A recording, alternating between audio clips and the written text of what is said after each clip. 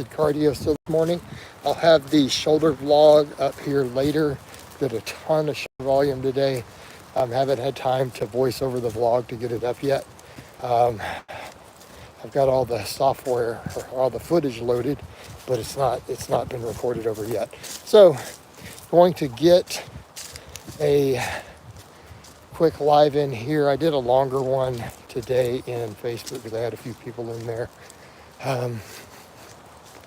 So we'll see what we get in here. These tend to be a little more lively, of course, but it might take people a few minutes to get in.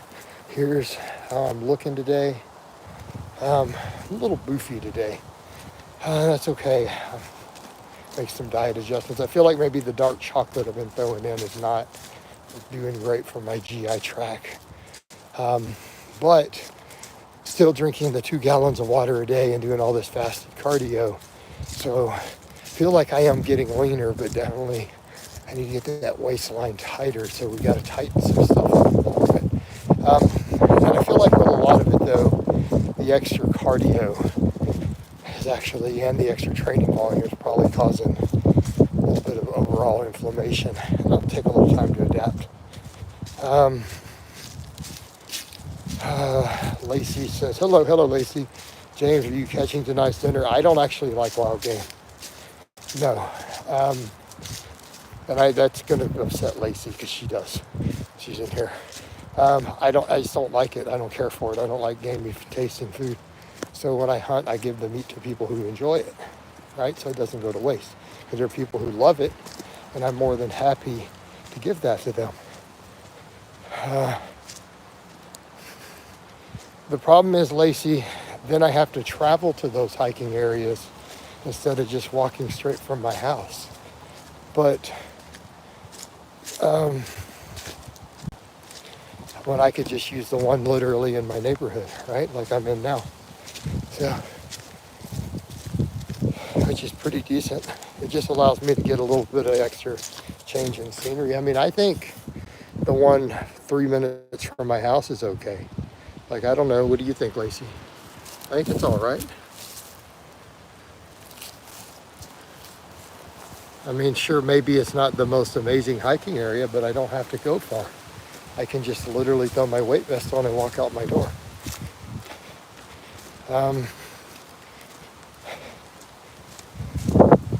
Yes, Ali, obviously, I stay hydrated and well nourished. I appreciate your concern and advice, though. All right. Yeah, I mean, like I said, to each their own. I want to be clear, Lacey. I have no problem with someone eating game meat. I just don't like it. And I see no reason to think it's any healthier than normal meat. Like, I just no reason to believe that. All things considered. But I'm not opposed to it by any means. I mean, I used to enjoy hunting. I just don't like venison. I think it tastes revolting. So I give it away. People like you who enjoy it, who like, hey, I love venison. I'd be like, well, hey, here you want a whole deer, you know? And then they're happy and everybody wins, right? Do you see 30 to 40 hours? I would never advocate a 30 to 40 hour fast, ever, for any reason that I can possibly think of, other than you want to lose muscle mass. That's your goal. It's kind of like, bro, I had someone ask me that the other day. You say that ultra high protein will preserve muscle during a fast, and so that's one reason you don't worry about any muscle loss during your fasted windows. And the answer is yes, because if I'm eating 300 grams of protein a day or more, which I do, that will totally handle it. But if you're doing a 24 or 30 hour fast, you're eating 0 protein that day. You're not going to get a backload of it that's going to have a muscle preserving effect. I don't fast more than 18 to 20 hours ever. In other words, if you're going to fast and you want to preserve muscle, you better eat 200 grams of protein at some point during that day. So it's going to have to be less than 24 hours. I actually do like elk, Lacey. The only 2 game animals I like barring birds, there are some birds I like. Okay, I mean, but they're not really the same. I like elk and I like antelope. Those are good. Assuming you get to them quickly. But elk is always in really cold temperatures. In Texas, it could be sweltering heat when you hunt any animal, which is going to make it taste revolting. Because of the bacteria count. I mean, it's bacteria ridden because of it, taking too long to get it on ice. It's a high bacteria count. It's essentially rancid. But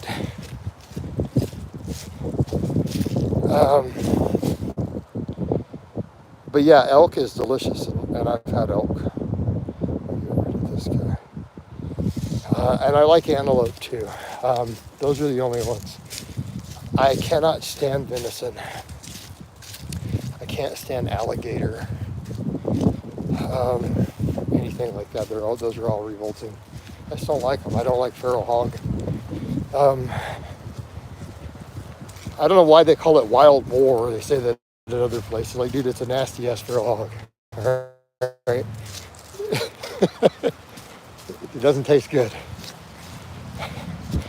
But, it's just my opinion. If you think eating venison leg is a good protein. Let me ask you a simple Kados. So my answer to that is, did it come from an animal? Then it's probably a really good source of protein. So we don't need to specify really whether it was venison or a cow or a turkey or a chicken, just a high quality protein source. But I don't like venison. I just don't like the taste of it. How do you strengthen tendons and ligaments? Different. Strength training does help with tendons and ligaments. Okay. But if you need extra stuff, I think the high rep band work is really a game changer. All right. Yeah, Lacey, it's the birds generally are not really significantly different in taste. There's something about the venison itself. I just don't like that wank to it. Everyone's like, oh, you just have to do this and that. They give me these really long processes to where if you have to, like, you want me to waste milk so that I can make venison taste good when I could just go buy a steak at the store and not have to waste any milk. I mean, it's kind of like, like, so it's just kind of funny how people are with these processes. What place protein do you find? Soy, pea protein, those are both top ones. I mean, if you're going to go that route. Just keep in mind you're going to have a lower bioavailability. So, there's your context. And you have to work around that. Like, that's the problem. If a person is going to do no animal protein, it is very difficult to maximize muscle growth. It is a more difficult process. So that's something you better be aware of if you go that route.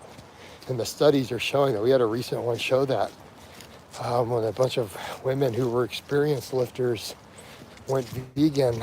This is a recent study, just came out. They all lost muscle, even under the care of dietitians.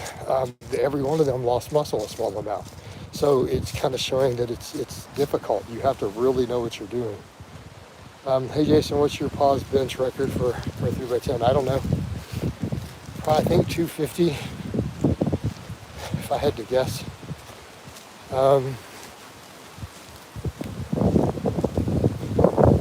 right. It's like 350. But I mean, I did some 10s with 245 this week. I wasn't able to sustain 3 sets of 10 with it though. Even with 245, not at the moment. I run out of steam really quick.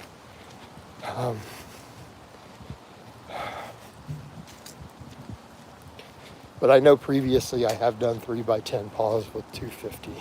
That was also with belt and a wrist straps. I think that's probably a factor though. All right, probably a factor. Oh man, where are we at? We're past the 30-minute mark already. with all my cardio for the day. In a good spot there. All right, we're in a really good spot. Part of me is wanting to get home and get some breakfast going. It's 11 o'clock already. Man, doing this whole fasting life. Any thoughts on the best rep range for joint health? Higher reps are generally going to be better for joint health, just in general. Lower reps are harder on your joints. That's why I limit the volume on those. All right, get rid of some of these people. Do you train after the car? I lift before. I never do cardio before I lift, ever.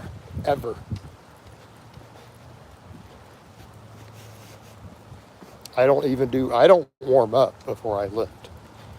Like, I get people who freak out when I tell them that. Like yesterday, that deadlift set, I put my entire warm up on camera. My warm up for a 550 AMRAP on a deadlift is to do 405 for a single rep. That's my entire warm up. That's my entire stretching. That's my entire warm up. Unless we count putting chalk on my hands and putting my belt on as a warm up.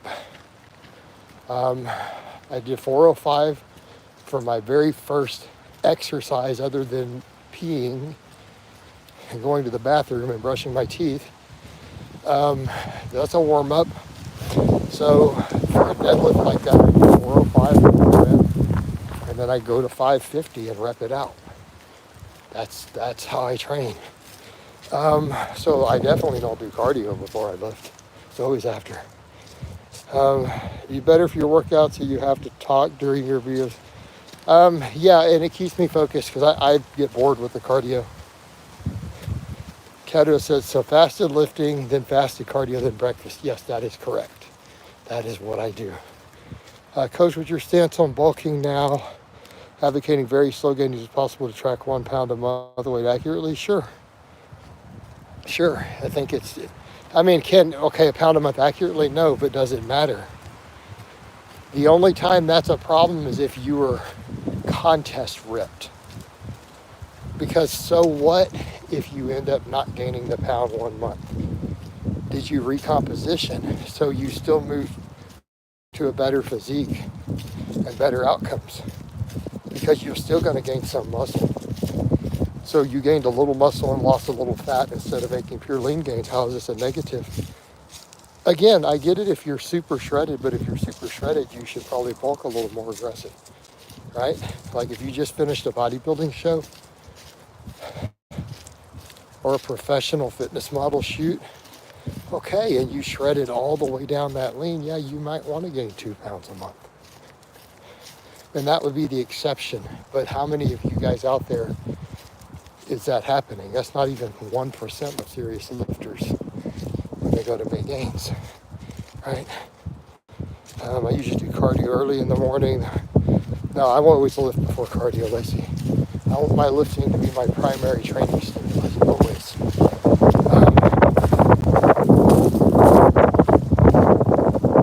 Keto because I don't need to. Because I eat such a large amount of protein.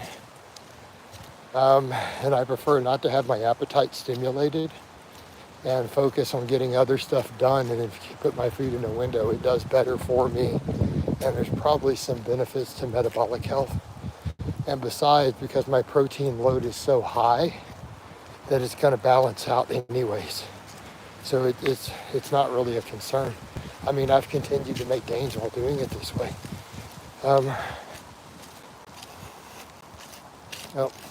Oh, Lacey, I get it. But you're talking about fitting your lifestyle, and that works. You got to make stuff fit your lifestyle.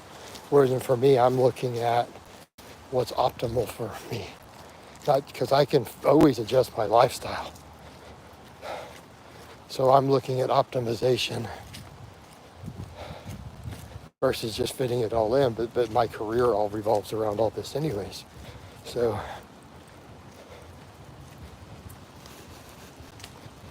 okay.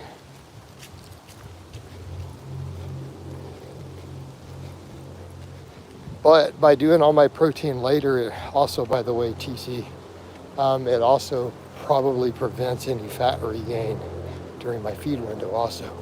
And that's kind of the interesting metabolic trickery, because then we're protein overfeeding during the only time of day when you would regain fat to balance things out on the nutrient partitioning end. So essentially it's playing a bit of metabolic trickery. And it's, again, it works very well. All right, guys, I'm probably kind of tired of talking. I'm gonna walk home. I'm probably gonna shut this down now. I'm just tired of talking. I'm at 40 minutes into this, and I just kind of want to get home and get some breakfast. So I love all you guys and gals. Here I am, and I will talk to you next time.